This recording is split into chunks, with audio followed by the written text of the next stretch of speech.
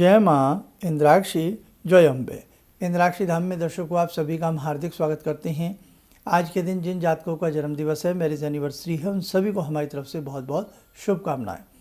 आइए इस अंक में हम बात करते हैं कि 29 तारीख को आंशिक सूर्य ग्रहण की जो बात चल रही है, क्या वो सूर्य ग्रहण भारत में मान्य होगा या नहीं। संपूर्ण जानकारी इस अंक में आपको देंगे और साथ ही ये भी बताएंगे कि जब सूर्य ग्रहण जहाँ लगता है तो वहाँ पर क्या नियम शर्तें लागू होती हैं। आइए पहले आज का हम पंचांग देखें, फिर आगे की हम चर्चा करते हैं। आज तारीख है 20 मार्च सन 2025, दिन बृहस्पतिवार, संवत 2081, चैत्र मास, कृष्ण पक्ष, तिथि षष्ठी, नक्षत्र अनुराधा, राहु काल 1:30 से 3, दिशा सूल दक्षिण दिशा। अब देखिएगा, जैसे लास्ट टाइम भी चंद्र ग्रहण की बात आई थी, उसके बारे में भी हमने आपको बहुत ही क्लियर करके बता दिया था। अब 29 मार्च सन 2025 को दिन है शनिवार। उस दिन शनिश्चरी अमावस्या है और शनिश्चरी अमावस्या का वैसे भी महत्व बढ़ जाता है। और साथ ही उस दिन शनि अपनी सब राशि से निकल करके मीन राशि में पदार्पण करने वाले हैं। शनि भी एक लंबे समय के लिए एक राशि पर रहते हैं, करीब 30 महीने का समय शनि का रहता। तो उसी दिन शनि भी गोचर कर रहे हैं। और साथ में आपने सुना होगा कि सूर्य ग्रहण उस दिन पड़ रहा है। तो सबसे पहले तो हम अपने सभी साधकों को ये बता दें कि भारत में ये आंशिक सूर्य ग्रहण माननीय नहीं होगा। क्यों? क्योंकि वैसे भी सबके मन में डर बैठ जाता है कि आज सूर्य ग्रहण है, आज ये ना खरीदें, आज ये ना करें। और एक बहुत बड़ी बात, 30 तारीख से नवरात्र प्रारंभ हो रहे हैं। तो बहुत लोगों के मन में ये भी आ सकता है आज हम फल ना लें, आज हम मिठाई ना लें। तो बिल्कुल बेधड़क हो करके आप फल मिठाई जो भी नवरात्र की तैयारी करनी है आप करिएगा। किसी भी प्रकार से भारत में ये सूर्य ग्रहण माननीय नहीं है। अब वहम में आपको पढ़ना है या कोई वहम में आपको डालने की कोशिश करे, आपकी राशि पर यह असर आएगा, फलाना आएगा, तो भैया ये सब चीज़ें वहीं मान्य होती हैं। वहीं ग्रहण का सूतक मान्य होता है, वहीं ग्रहण का स्पर्श मान्य होता है जहाँ ग्रहण दृश्यमान होता है। ये शास्त्र कहते हैं, ये हम नहीं कर रहे हैं। इसलिए ध्यान रखना बेटा, किसी भी प्रकार से आपको कोई वहम नहीं करना। रही बात 29 मार्च को जो आंशिक ये सूर्य ग्रहण है, ये कहाँ कहाँ थोड़ा थोड़ा दिखाई देगा, मैं 2-4 शहरों के नाम 2-4 देशों के नाम आपको बता देता हूँ। चैत्र मास की शनिश्चरी अमावस्या के दिन यह ग्रहण आंशिक रूप में यूरोप, एशिया के उत्तरी भाग, उत्तरी पश्चिमी अफ्रीका और दक्षिणी उत्तरी अमेरिका के अधिकतर भागों में एवं एटलांटिक आर्कटिक महासागर में केवल आंशिक रूप से दिखाई देगा। अब देखो, वहाँ पर भी आंशिक रूप से दिखाई दे रहा है।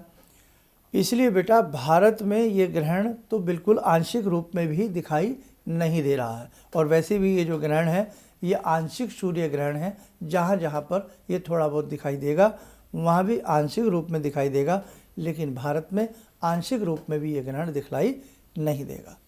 बात क्लियर हो गई। अब एक चीज़ और बहुत प्यार से समझें, जब जब जहाँ जहाँ ग्रहण पड़ता है, हमारे शास्त्रों के अनुसार वहाँ वहाँ ग्रहण में पूजा, जप, तप, दान की महिमा बहुत ज़्यादा बतलाई गई है। साथ ही ग्रहण जिस समय गह रहा होता है, ग्रहण पड़ रहा होता है, उस दौरान हम भोजन नहीं लेते, यहाँ तक कि हम जल आदि भी ग्रहण नहीं करते। अपने घर में रखे हुए जल, दूध आदि में हम कुशा या तुलसी के पत्ते डाल देते हैं, कुशा के तृण डाल देते हैं। प्रेग्नेंट महिलाएं कुछ सावधानी बरतती हैं, लेकिन ये सब वहीं होता है जब ग्रहण कहीं दिखाई देता है। वो हम आपको क्लियर कर चुके हैं। इसलिए किसी भी प्रकार से अपने तीज में, अपने त्यौहार में, अपने रहन सहन में किसी भी प्रकार से आपको भय की आवश्यकता नहीं है। मैं बार बार इसलिए समझा रहा हूँ क्योंकि अगले दिन नवरात्र है और ये वासंतिक नवरात्र हैं। साल के एक विशेष नवरात्र में 4 नवरात्र होते हैं, 2 गुप्त होते हैं, 2 मुख्य होते हैं। तो मुख्य नवरात्रों में है क्योंकि अगले दिन से हमारा नूतन वर्ष प्रारंभ हो रहा है। आज धर्म विरोधी ताकतें हमें तोड़ने का प्रयास कर रही हैं। आज धर्म विरोधी ताकतें हमें खंड खंड करने का प्रयास कर रही हैं। आप देखते नहीं, हर 30 त्योहार पे बहुत ज़्यादा ऐसी बातें फैला दी जाती हैं ताकि हिंदू डर जाए। इसलिए ध्यान रखें, किसी भी प्रकार से ये ग्रहण चलते चलते फिर कहूँगा भारत में मान्य नहीं है। आप अच्छे से अपनी खरीदारी करें, अच्छे से अपने रहन सहन रखें और अगले दिन धूमधाम से अपने नूतन वर्ष मनाएं और अपना नवरात्र मनाएं। दूसरी बात, 30 मार्च का प्रथम नवरात्र है। इस बार नवरात्र में हम आंशिक रूप से आपको अनेकों प्रकार की चीज़ें बताएंगे जो सूक्ष्म रूप से आप कर सकते हैं, लंबा चौड़ा आपका समय ना लगे।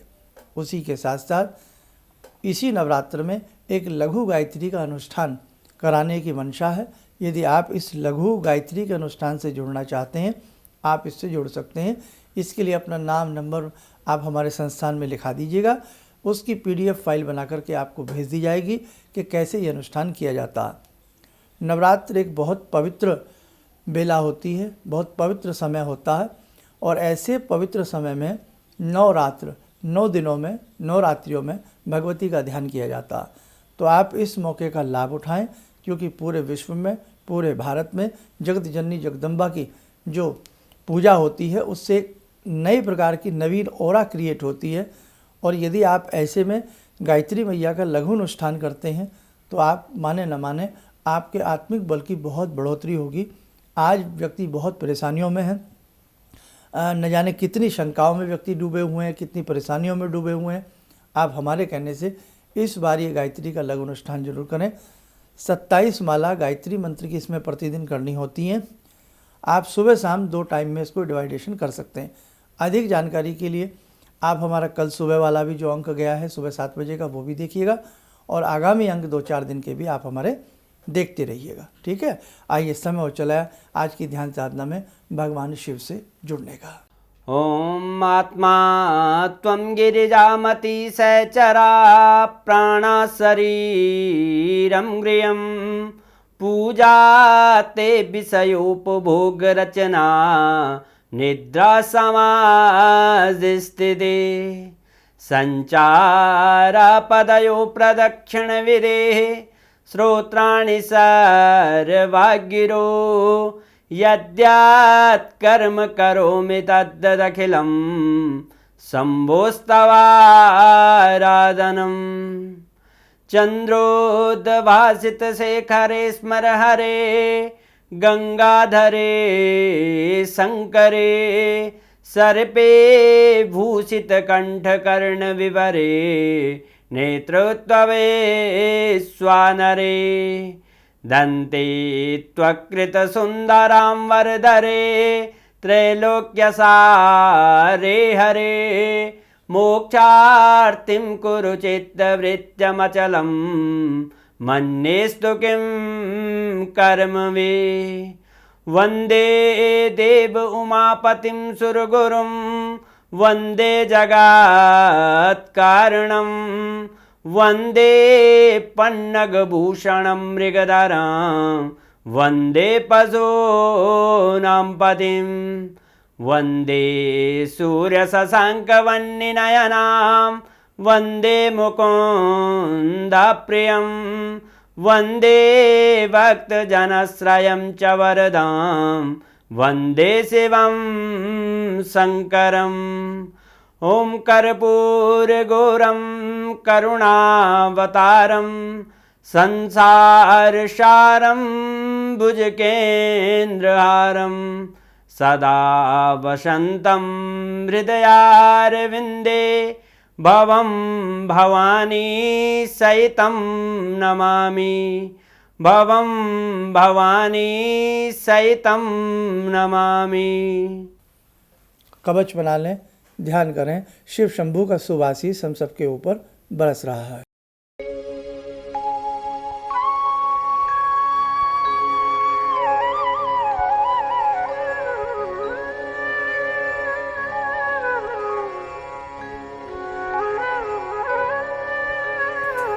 ओम बोलते हुए नेत्र खोलें, सामान्य हो जाए। देखो साधकों, बड़ी हैरानी सी होती है कि जो चीज़ जहाँ नहीं है, अब यहाँ ग्रहण नहीं है, यहाँ आपको आपकी राशियों से जोड़ दिया जाएगा, आपके लग्न पे ये फ़र्क पड़ेगा, आपके जीवन पे ये फ़र्क पड़ेगा। एक खगोलीय घटना है, घटना घट रही है, खगोलीय घटना है। लेकिन अगर हम ग्रहण की मान्यता को धर्म के साथ जोड़ करके चलें तो शास्त्रों में यही वर्णित है कि जहाँ ग्रहण होता है वहीं उसकी मान्यताएं होती है। तो इसलिए भारत में ग्रहण नहीं है, आप बेफिक्र रहना, अच्छे से करना। और नवरात्रि की जो अनुष्ठान हम आपको बताने वाले हैं उससे स्वयं भी जुड़ना, अनेकों लोगों को जोड़ने का आप लोग प्रयास करना। जो साधक स्वयं भी भगवान से जुड़ता है, औरों को जोड़ने का प्रयास करता है, वास्तव में उसकी साधना में 4 चांद लग जाते हैं। चलिए, आप सब लोग स्वस्थ रहें, सुखी रहें। इन्हीं शुभकामनाओं के साथ हम अपनी वाणी को विराम देते हैं। जय जय अम्बे। गुरु जी से मैं तब से जुड़ा हूँ जब से वो एक चैनल आती थी P7, उसी से मैं जुड़ा हुआ था। और गुरुदेव से हमारी जब मुलाकात हुई तो मैं आश्चर्यचकित रह गया जब उन्होंने हमसे बताया कि आपके साथ ऐसे ऐसे हुई। तो मैं इतना आश्चर्य हो गया कि इन्हें कैसे मालूम, और इतना बढ़िया इन्होंने बताया जिसके वजह से मैं आज तक उनसे प्रभावित हूँ। और इनका बताने का शैली वगैरह इतनी बढ़िया है जो हम अपने क्लास के टीचर से भी उतना बढ़िया नहीं समझ पाते थे। ये हमें बहुत पसंद आई। और दूसरी बात कि इनके साथ जितने भी मैं जब से जुड़ा रहा, जो भी समस्या आई, मैं बहुत ही अच्छा तरह से मेरे सॉल्व होते चले गए। और आज तक मैं उनके आशीर्वाद से मैं बहुत सुखी हूँ। किसी भी समस्या के समाधान के लिए मिले प्रसिद्ध हस्तरेखा एवं वास्तु विशेषज्ञ प्रोफेसर धर्मेंद्र शर्मा जी से। नोट: शिविर में भाग लेने हेतु एवं व्यक्तिगत रूप से मिलने के लिए कॉल करने का समय सुबह 10 बजे से शाम 6 बजे तक। हमारे विभिन्न ज्ञानवर्धक कार्यक्रम देखने के लिए आप हमें अभी सब्सक्राइब करें, बेल आइकन को प्रेस करें ताकि आप देख सकें हमारा कार्यक्रम सबसे पहले। और अधिक जानकारी के लिए फेसबुक पेज को लाइक करना न भूलें।